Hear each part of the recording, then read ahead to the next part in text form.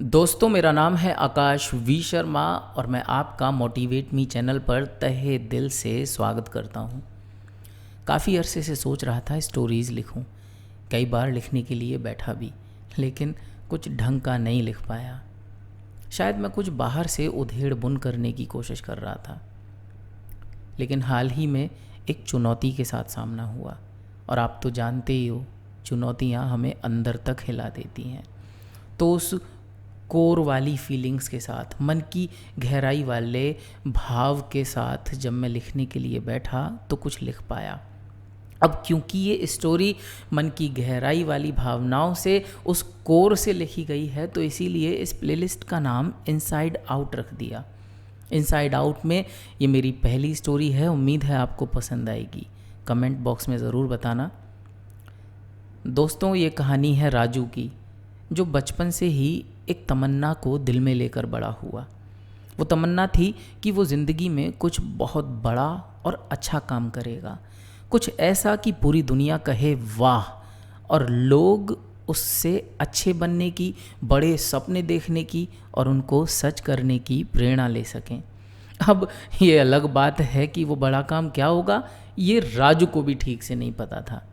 लेकिन दोस्तों, उसके मन में विश्वास था, और हर रोज़ वो विश्वास बढ़ता जा रहा था। उमंगें जवां होती जा रही थीं, जिन पर उसका कोई कंट्रोल नहीं था।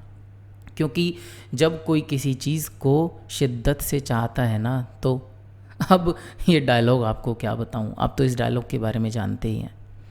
तो हुआ कुछ ऐसा कि उसने कहीं से एक अच्छी बात पढ़ी थी, जो कि बाइबल में जीसस ने कही थी।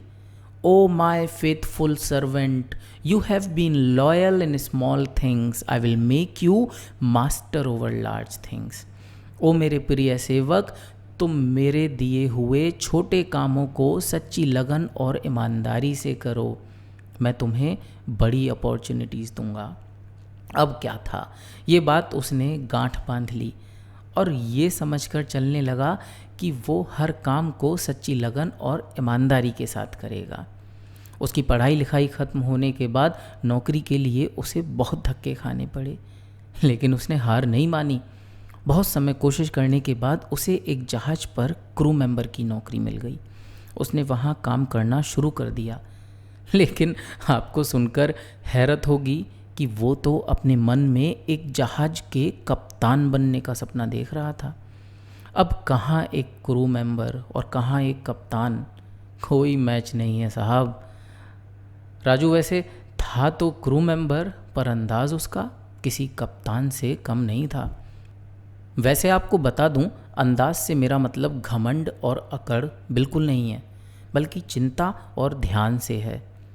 वो केवल एक ही बात की चिंता करता कि जहाज़ के सभी पैसेंजर्स अच्छी तरह यात्रा कर पाएँ, सफ़र सुरक्षित हो और वो बहुत ही अच्छे अनुभवों के साथ अपने किनारे पर पहुँचें। पर ये जो बात थी ना, उसके आसपास वालों को खलती थी, और शायद इसीलिए ये सफ़र लंबे समय तक नहीं चल पाया। राजू को नौकरी से निकाल दिया गया। अब उसके बाद काफ़ी दिन इधर उधर नौकरी की तलाश में भटकने के बाद उसे फिर से नौकरी मिली, पर वही कप्तान वाला एटीट्यूड उसके आड़े आ रहा था, और फिर से उसे ये नौकरी खोनी पड़ी।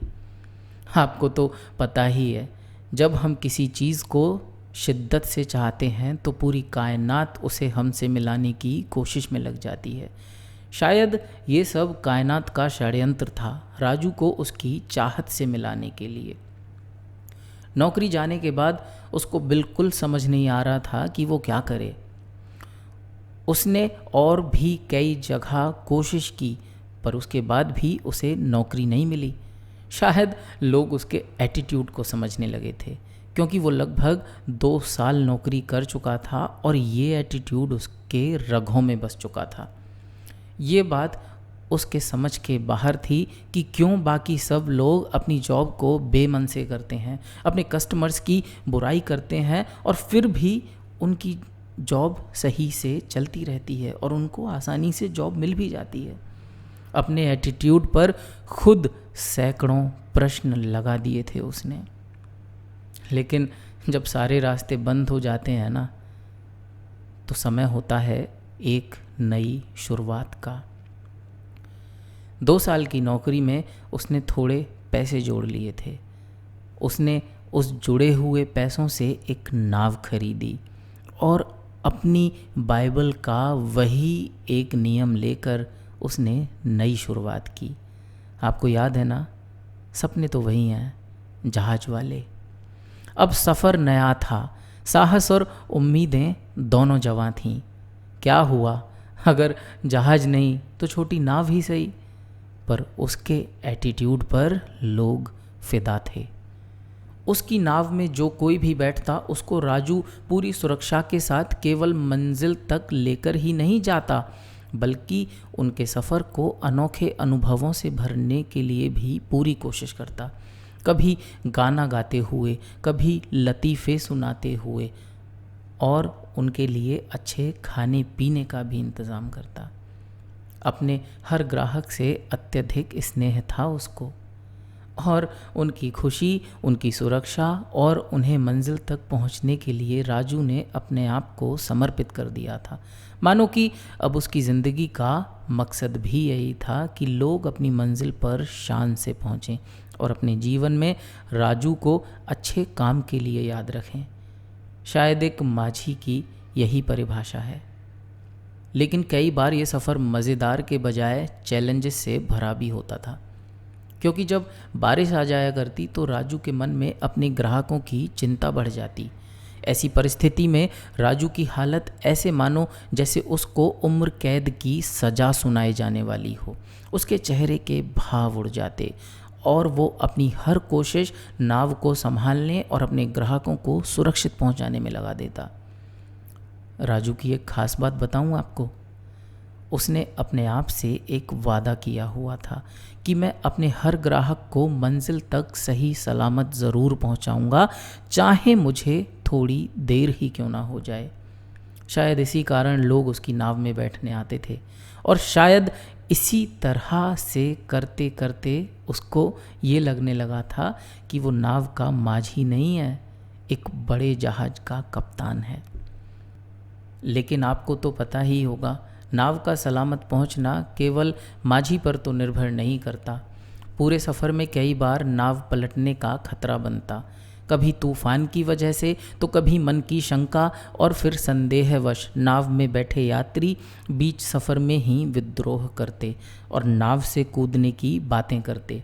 फिर भी राजू उनको समझाने मनाने की हर संभव कोशिश करता। ऐसा ही आज भी हुआ। उसकी नाव में सफ़र कर रहे यात्रियों में से ही एक यात्री, जिसका नाम विकास है, तेज़ बारिश होने की वजह से, देरी होने की वजह से विकास विचलित होकर नाव में खड़ा हो गया है, जिस कारण से नाव डगमगा रही है और राजू की चिंता बढ़ गई है, क्योंकि सफ़र बीचों बीच है और यही नहीं, विकास का भरोसा भी कमज़ोर हो रहा है। वह संदेह से भरा हुआ है कि वो कभी मंजिल पर पहुंचेगा भी या नहीं। और राजू के लिए गहन चिंता की बात यह है कि विकास नाव से नदी में कूदना चाहता है। और नदी में कूदने का अर्थ समझते हैं आप? किनारे का कभी न मिल पाना। अगर विकास नदी में कूदता है तो विकास को किनारा नहीं मिलेगा और राजू की नाव में शायद लोग फिर नहीं बैठेंगे।